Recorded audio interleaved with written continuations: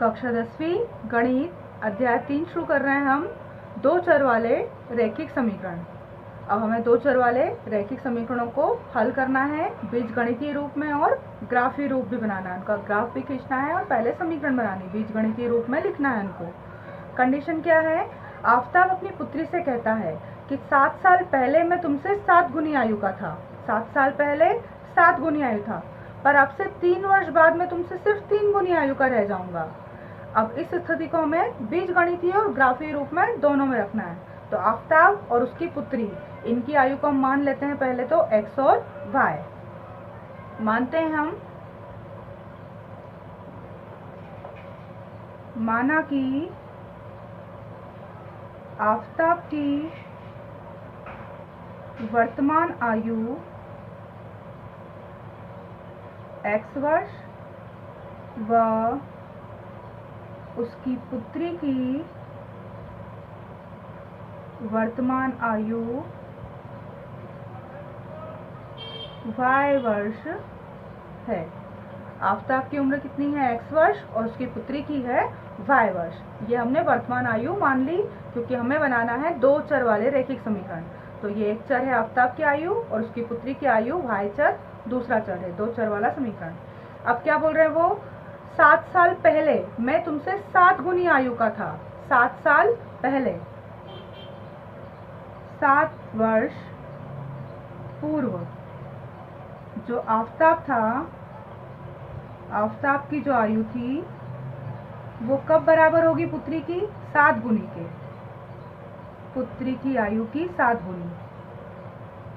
7 साल पहले जो आफताब की आयु थी वो उसकी पुत्री की आयु की 7 गुनी थी, मतलब उसकी पुत्री की आयु के 7 गुने के बराबर थी। तो आफताब की वर्तमान आयु क्या थी? x, उसमें भी 7 साल पहले है तो 7 क्या हो जाएंगे? कम। 7 गुनी पुत्री आज कितनी साल की है? y वर्ष की। 7 साल पहले, उसमें से भी 7 वर्ष क्या हो जाएंगे? कम हो जाएंगे। अब इससे हम समीकरण बनाएं। x - 7 बराबर 7 का y में गुणा किया 7y और 7 सतैया 49। अब समीकरण में सबसे पहले x लिखते हैं, फिर y का पक्षांतर प्लस 7y है बराबर के बाद।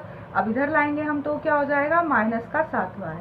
अब संख्या बराबर के बाद आएगी तो संख्या क्या है? बराबर के बाद है माइनस का 49 और माइनस का 7 उधर जाएगा तो काय का हो जाएगा? प्लस का 7।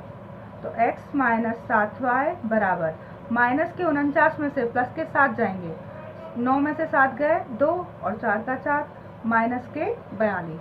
ये बनी हमारी समीकरण 1। 7 वर्ष पूर्व आफताब की जो आयु थी उसमें से भी 7 कम करे, पुत्री की आयु में से भी 7 साल कम कर दिए। फिर आफताब की जो आयु थी वो उसकी पुत्री की आयु की 7 गुनी थी।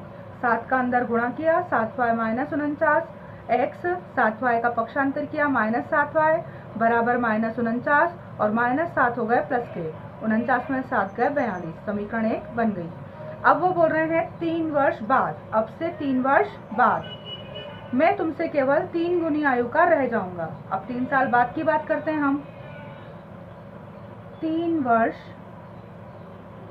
बाद, अब 3 वर्ष बाद क्या होगा? जो आफताब की आयु है वो 3 गुना होगी उसकी पुत्री की आयु के।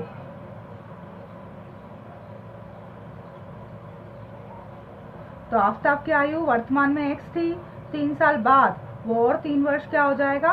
प्लस हो जाएगा। 7 वर्ष पहले में माइनस हुए 7 साल और 3 साल बाद में प्लस हो जाएंगे 3 साल। आज जितनी उम्र का है वो उसमें 3 साल और बढ़ जाएगा 3 वर्ष बाद। ऐसे ही 3 गुनी पुत्री की आयु आज है y साल, 3 साल बाद उसमें भी 3 बढ़ जाएंगे। अब इसको हल करें। x + 3 बराबर 3 का y में गुणा 3y + 3 त्रिका 9।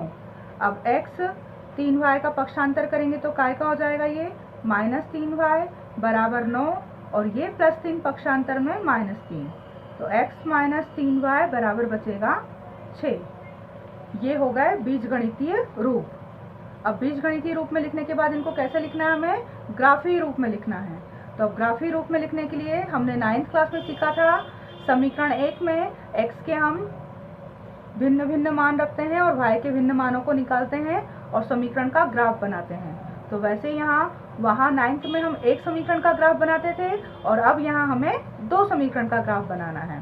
तो पहले हम लिखते हैं समीकरण 1 में x बराबर क्या लें हम, मान कुछ भी ले सकते हैं, 0, 1, 2, -2।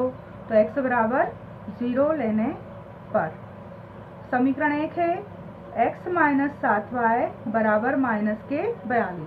अब ग्राफी रूप में रखने के लिए हम x का मान क्या ले रहे हैं, 0। तो 0 - 7y बराबर -42। 0 का कोई मतलब नहीं, माइनस से माइनस कट जाएंगे, y बराबर आएगा 42 बटे में 7, 7 छंग 42, यानी y का मान आएगा 6। अगर x का मान 0 लिया तो y का मान आया 6। अब हम क्या ले रहे हैं, अब हम ले रहे हैं x का मान 7 के पहाड़े से कट रहा है ये, तो ऐसे ही कुछ लेते हैं हम ताकि 7 के पहाड़े से ही 42 कट जाए, कम हो जाए। तो x का मान हम ले रहे हैं 7, x बराबर 7 लेने पर मान कुछ भी ले सकते हैं आप, जो आपकी इच्छा हो। समीकरण है x - 7y बराबर -42। अगर हमने 7 ले लिया तो -7y बराबर -42 है। अब ये 7 प्लस के उधर जाएंगे तो -7y बराबर होगा -42 और ये +7 उधर जाके क्या हो जाएंगे, फिर -7। तो -7y बराबर 42 और 7 कितने हो जाएंगे, 49। माइनस से माइनस कट जाएगा। अब y का मान आएगा 49 के बटे में 7, 7 सतैया 49, y बराबर आएगा 7, x बराबर भी 7 तो y बराबर भी आ जाएगा 7। के 2 मान हो गए हमारे। तीसरा मान अगर लें हम, 2 या 2 से अधिक मान ले सकते हैं आप, कम से कम 2 मान और अधिक से अधिक जितने आप चाहें। तो हमने ये 2 मान ले लिए। इसी प्रकार से 2 मान हम समीकरण 2 में ले लेंगे, 2 ही मान काफ़ी है हमारे लिए। x का मान ये समीकरण 1 के लिए है, x का मान हमने 0 लिया तो y का मान आ गया 6, x का मान हमने 7 लिया तो y का मान भी आ गया 7। अब ऐसे ही हम लेते हैं समीकरण 2 में। समीकरण 2 में x बराबर 0 लेने पर अब समीकरण 2 को लिखें, x - 3y बराबर 6। तो x का मान 0 लिया तो -3y बराबर 6, तो -3y के बराबर क्या बचेगा, 6, 0 का कुछ नहीं। अब y बराबर आएगा 6 और बटे में आ जाएंगे -3, 3 दूनी 6, यानी y का मान आएगा -2। अब x का और मान कुछ ले हम, तो यहाँ 3 एकम 3, 3 दूनी 6, 3 के पहाड़े से कट रही हैं, तो x का मान भी हम 3 के पहाड़े का ही कुछ ले लेते हैं, या आप 1 भी ले सकते हैं, 2 भी। तो यहाँ x का मान अब क्या ले लें हम, पुनः x का मान 3 लेने पर अब समीकरण क्या थी, x - 3y बराबर 6, यहाँ x का मान आपने 3 ले लिया, -3y बराबर 6, तो -3y बराबर 6 तो थे ही, अब +3 हो गए -3, तो -3y बराबर 6 में से 3 गए, बचे 3, तो y का मान आएगा ये 3 बटे में ये 3। अब y का मान 3 से 3 कटे तो y का मान क्या आ जाएगा, -1। अब इसको समीकरण 2 का ग्राफ बना देते हैं हम। समीकरण 2 के लिए x का मान आपने 0 लिया तो y का मान आ गया था -2, फिर x का मान आपने 3 लिया तो y का मान आया था -1। ये दोनों हो गई हैं। कैसे हो गई हैं, पहले हमने सवाल को पढ़कर समीकरण 1 और समीकरण 2 बनाई, फिर समीकरण 1 में 2 मान रखे मन से तो y के कुछ मान निकल कर आए, उनको लिख लिया। फिर समीकरण 2 में मान कुछ रखे x के तो y के मान निकल कर आए, उनको लिख लिया। अब इन्हें हमें क्या करना है, ग्राफ पर शो करना है। तो ग्राफ पेज को हमने जरा 4 हिस्सों में बांटा, 9th में सीखा भी है हमने ये ग्राफ बनाना। तो ग्राफ को हम पहले 4 हिस्सों में बांट देते हैं।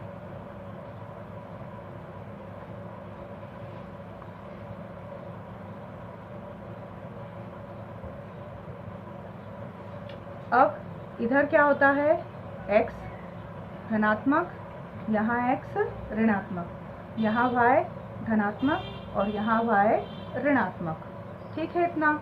यहाँ बीच में y के निर्देशांक बिंदु होते हैं ग्राफ में 0, 0, तो यहाँ 0 है, x भी 0 और y भी 0, 0 है।